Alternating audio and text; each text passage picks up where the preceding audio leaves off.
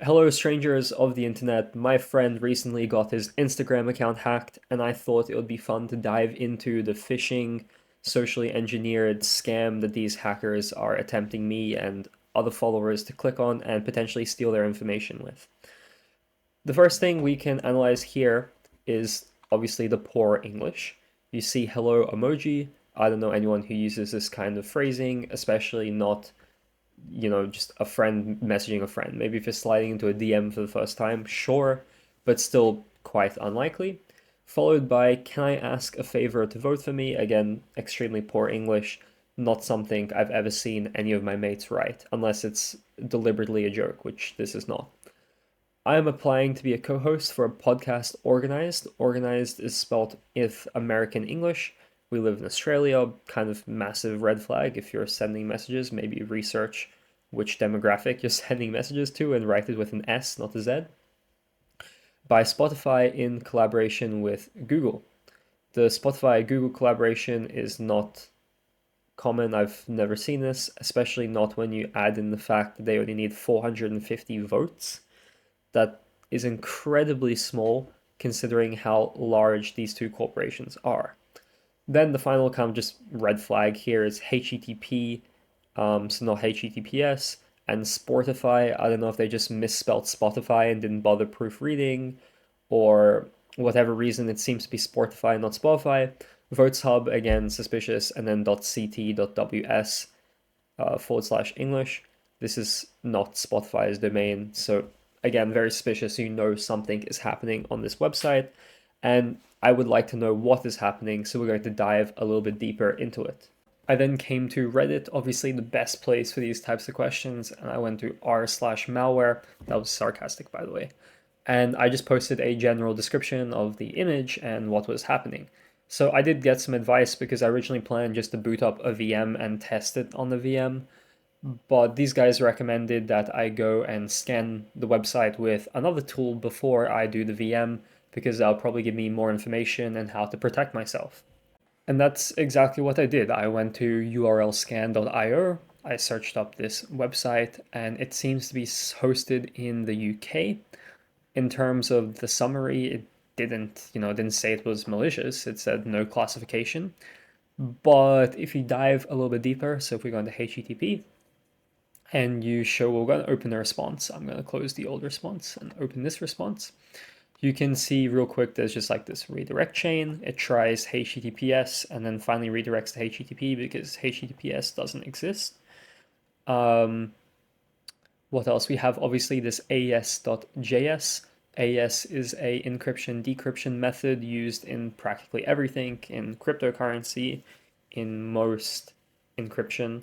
So a little bit suspicious. Why would that need to be here in just a website, opening a website? And you can see here the URL resolves to this. So whatever happens here in the backend, it searches up this file, this JS file. Now I opened the response because I want to show you what happens. There is this very long argument and you can see script. This is not common. If you have a script, often someone's trying to inject some code and run it. And that's essentially exactly what seems to be happening here. So I want to investigate this also even further. But to do that, I need to open my OneNote page that I've created for you. This might look like a jumbled mess of stuff, but you already can see that they are definitely trying to inject something or try and decrypt. Now, obviously, this makes no sense. It's kind of just a bunch of lines, so I did a good job of spacing out everything so it makes sense. The first thing is we can see this HTML body script type equals this and search. So what do I think that means? Well, it's loading the internal file and tries to run it. Then we can see there's another function. So if we come back, we have this function to hex. Actually, there's a function to numbers before that. Oops, function here to numbers.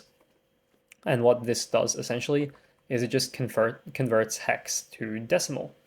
Then, like I said, we have this function to hex, which I believe is just doing the opposite of converting decimal to hex.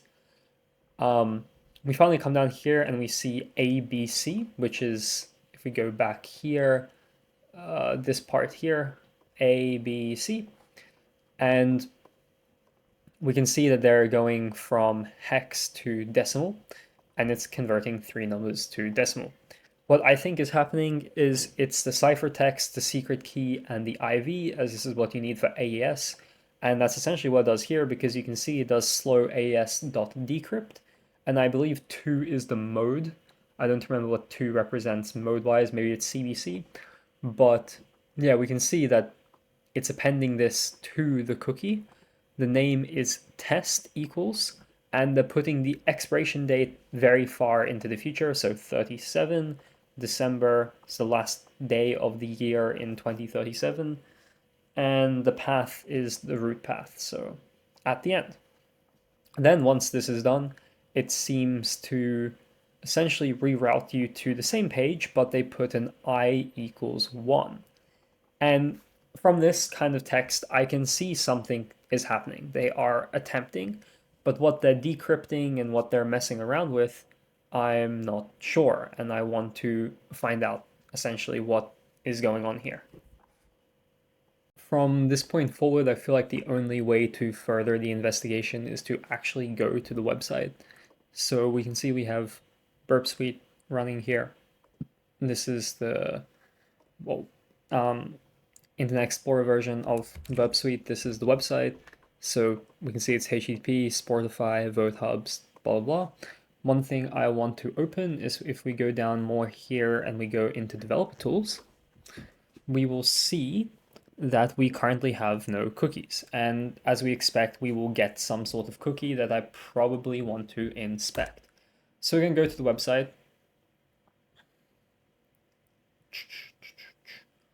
It's going to send. I don't believe anything suspicious here is happening. This is just to go to the website. So we're going to forward it. Then we're going to get a block page. SafeDNS is complaining. I'm just going to let it do its thing.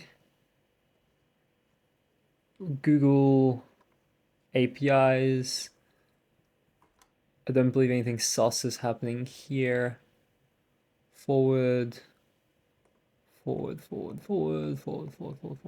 Just keep forwarding. Okay. I want to visit anyway. Oh.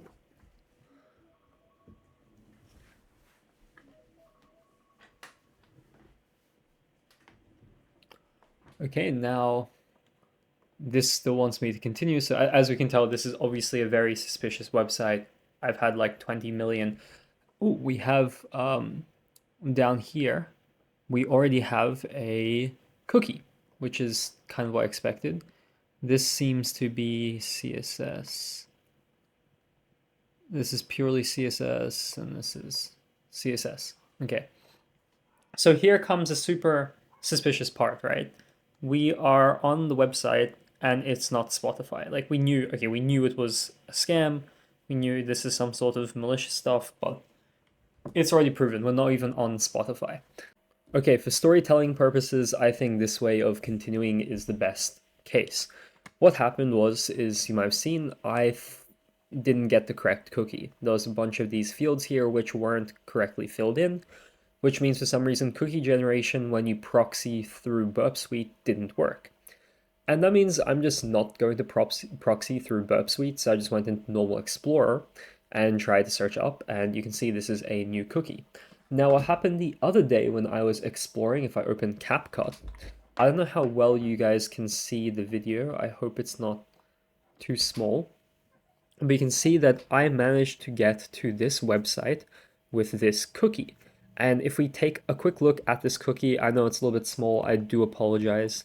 We have this 2C7 continued cookie name, and that is the same as this 2C7 cookie name here. But the big thing is this cookie is a new cookie. It has a completely different date and time to the previous cookie, yet the value itself is the same, which is what I was expecting originally. For some reason, the hard coding, the same creation of the cookie, the only difference is the last accessed. However, what was confusing me is the redirect took me to this website.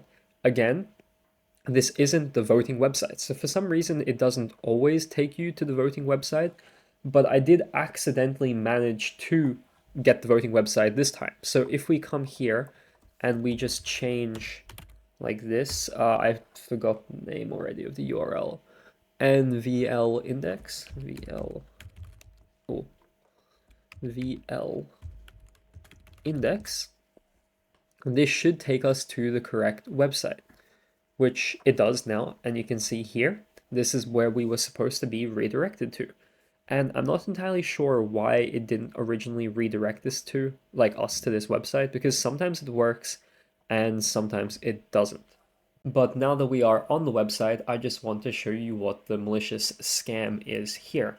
And it's very obvious. You're basically just going to come here and you're going to pick vote with Instagram, vote with email. There's just some random stuff that's completely false down here. They put together, look, Google, Spotify, Wall, podcast. Yeah, great. This looks totally real. No spaces here. And 185 hours. Yeah. Okay, so the website is quite untrustworthy. There's not even a, what is this called in coding? There's no nav bar. So, okay. Anyway, vote with Instagram, right? What's going to happen is, of course, you already get this. So if, you were to put stuff in, it comes up this warning, but I'm just going to mess around and I'm going to do fake data lol get trolled at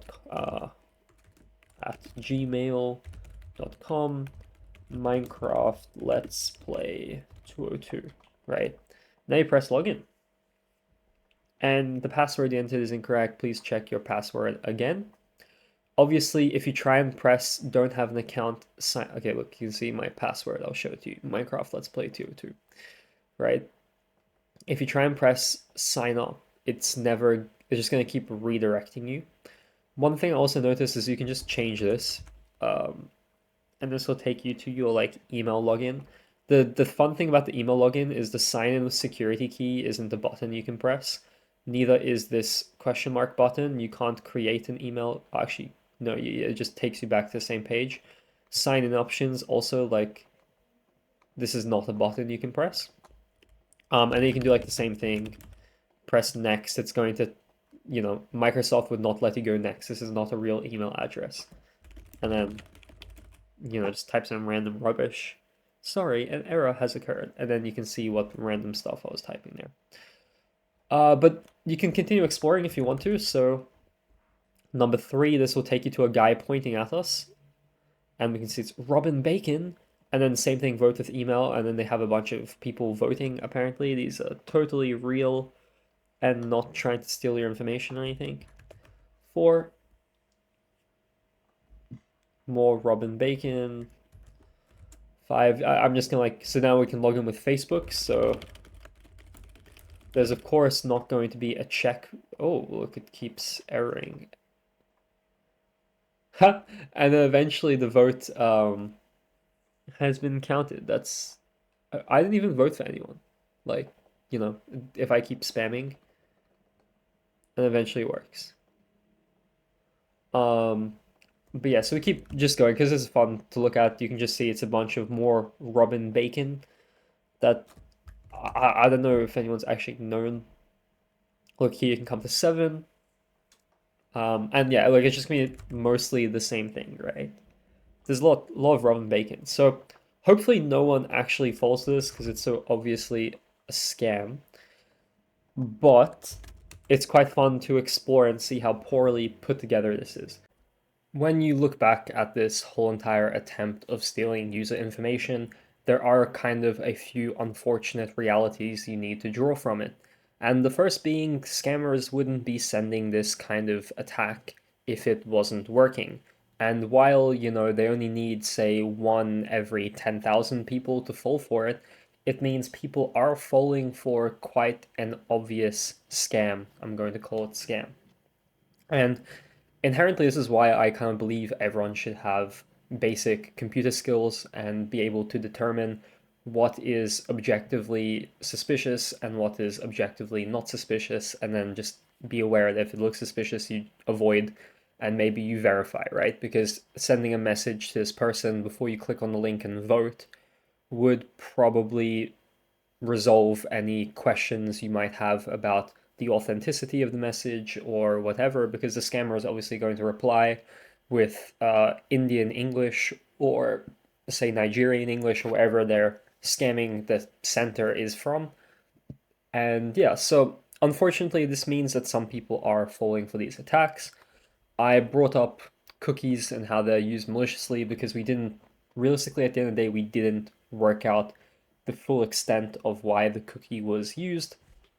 But I believe it's purely just for a phishing attack into providing the login credentials voluntarily, and then they attack and take your credentials that you think you've put into the legitimate website login, and in reality, as we showed by clicking all the buttons trying to use the functionality didn't work, and obviously the credentials you're inserting will be stolen by whoever is hosting this website on the back end. Today's video was a little bit different to the normal self-hosted stuff we've been doing recently, but I have an interview in a couple of days and thought, hey, why not go back to the cybersecurity side, at least play around with it a little bit, so I'm in the mindset for said interview. But anyway, I do hope you guys all enjoyed the new content. I will probably be back on self-hosting in the upcoming video. If you have any other video ideas that you'd like me to explore, please comment them down below. And I just appreciate all of you. Thank you for 1.72k, and I hope to see you in the next video.